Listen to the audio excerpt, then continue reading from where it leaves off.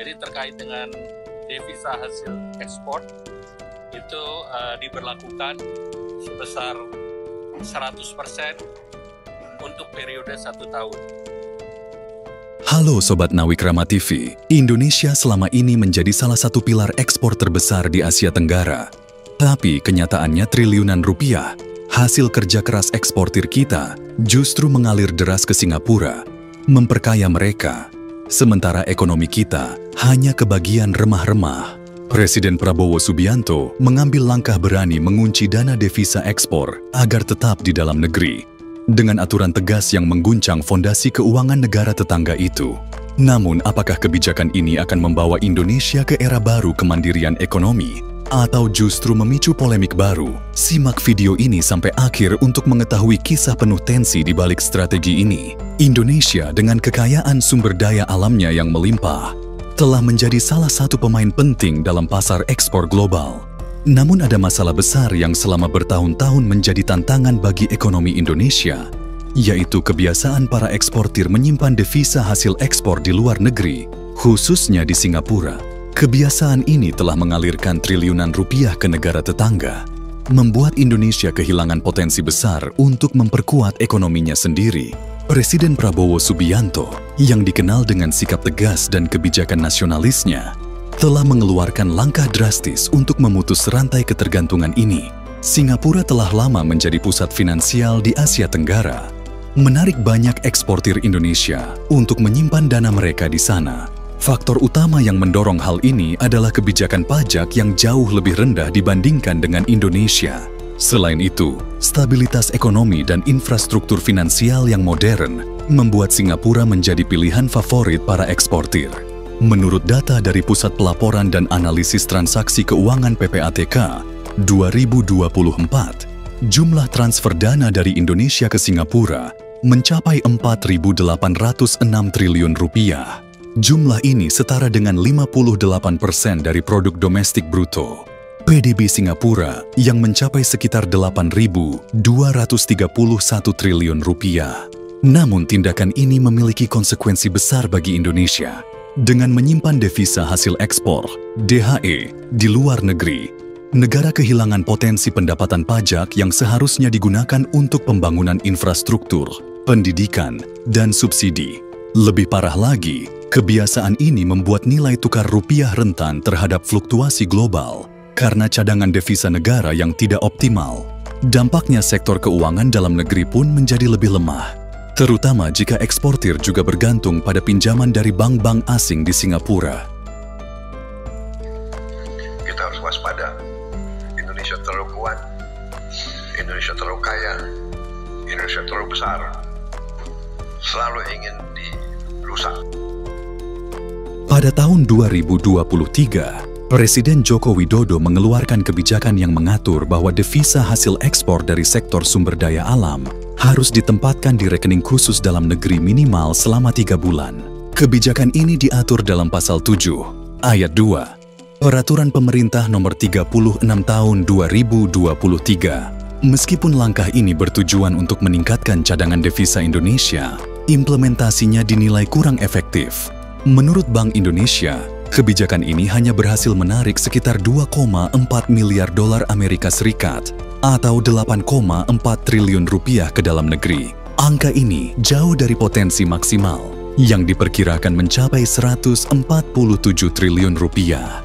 Salah satu alasan mengapa kebijakan ini kurang berhasil adalah karena eksportir lebih memilih untuk kembali menyimpan dana mereka di Singapura setelah jatuh tempo. Hal ini menunjukkan bahwa kebijakan tersebut belum cukup tegas untuk mengubah perilaku eksportir.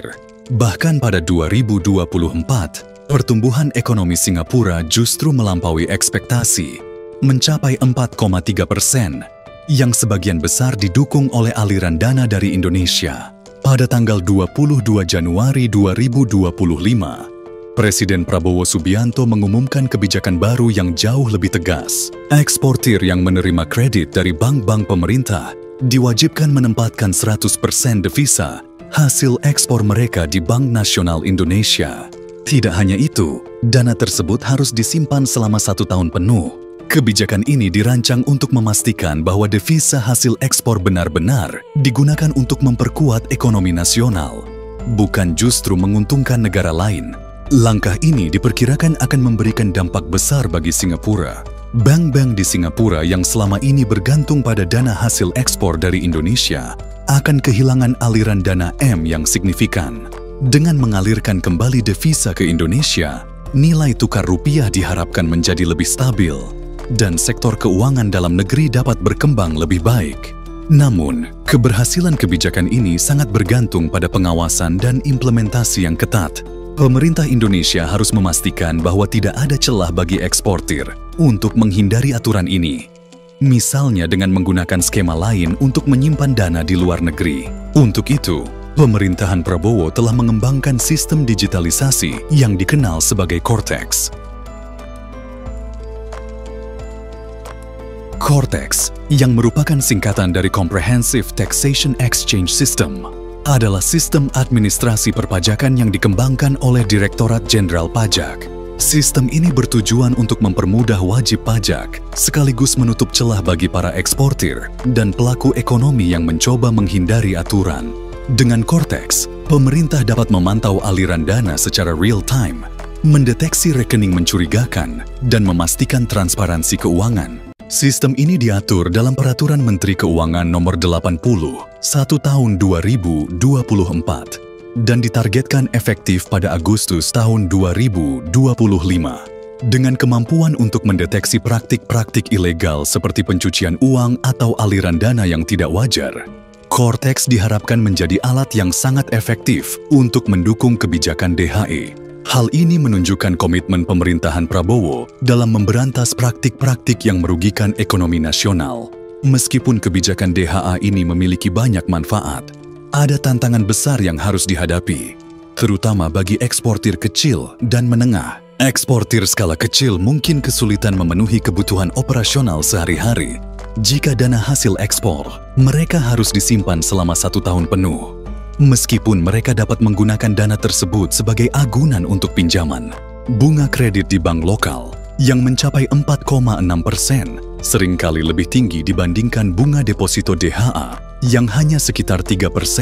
Hal ini menciptakan beban tambahan bagi eksportir kecil yang sudah menghadapi tekanan kompetitif di pasar global. Pemerintah perlu mencari solusi untuk mengatasi masalah ini. Misalnya dengan menyamakan tingkat bunga kredit dengan bunga deposito DHA, atau memberikan insentif khusus bagi eksportir kecil dan menengah. Langkah ini penting untuk memastikan bahwa kebijakan DHA tidak hanya menguntungkan negara, tetapi juga mendukung keberlanjutan bisnis para pelaku ekspor kecil. Kebijakan DHA yang diterapkan oleh Presiden Prabowo Subianto adalah langkah berani untuk memutus ketergantungan Indonesia pada Singapura. Dengan menempatkan 100% devisa hasil ekspor di Bank Nasional selama 1 tahun, Indonesia memiliki peluang besar untuk memperkuat cadangan devisa, meningkatkan stabilitas nilai tukar rupiah, dan memperkuat ekonomi dalam negeri. Namun, keberhasilan kebijakan ini tidak hanya bergantung pada aturan yang dibuat, tetapi juga pada kemampuan pemerintah untuk mengawasi dan menegakkan kebijakan tersebut. Jika berhasil, kebijakan ini tidak hanya akan mengurangi ketergantungan Indonesia pada negara lain, tetapi juga memperkuat posisi Indonesia sebagai kekuatan ekonomi yang mandiri di Asia Tenggara. Namun, tantangan seperti resistensi dari eksportir dan dampak pada pelaku bisnis kecil harus ditangani dengan bijak untuk memastikan keberhasilan jangka panjang. Sobat sekalian, demikianlah pembahasan kita tentang langkah tegas Presiden Prabowo dalam menjaga devisa ekspor Indonesia agar tidak terus mengalir ke Singapura. Apakah kebijakan ini mampu mengakhiri ketergantungan ekonomi kita pada negara tetangga? Atau justru akan menimbulkan tantangan baru bagi para pelaku usaha? Tuliskan pendapat Anda di kolom komentar dan mari kita berdiskusi dengan teman-teman kita semua. Terima kasih sudah menonton sampai selesai. Sampai jumpa dengan video dan informasi menarik lainnya.